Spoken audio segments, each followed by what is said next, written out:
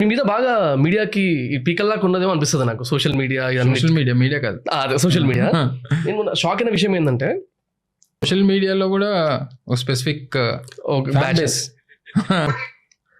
ఆ dash board లో తీసిన దాంట్లో బొబ్బట్లకు సంబంధించి చేసుకున్నటువంటి ఎంఓయూ.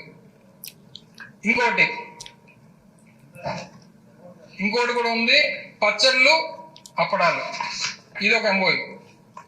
ఇంకోటి అధ్యక్ష మనం బిర్యానీలో అట్లా చేసుకున్నాం కదా అధ్యక్ష, అల్లం వెల్లుల్లి పేస్ట్, జింజర్ గార్లిక్ పేస్ట్.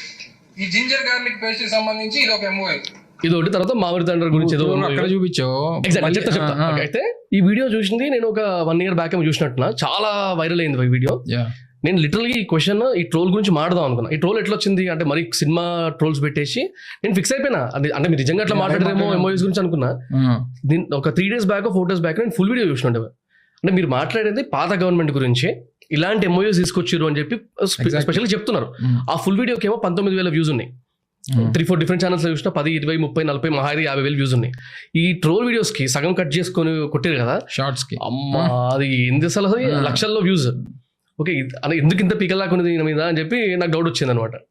అంటే బేసిక్లీ మీరు ఏం కంట్రోల్. నేను ఇప్పుడు కూడా ఛాలెంజ్ చేస్తాను, చాలా సందర్భాల్లో చెప్పాను, ఇప్పుడు కూడా చెప్తా.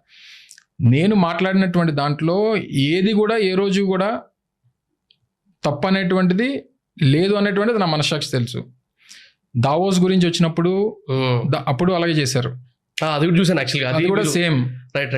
అది కూడా వాళ్ళు ఏం ప్రొపగాండా చేశారు అనేటువంటిది చెప్పాను నేను. కరెక్ట్.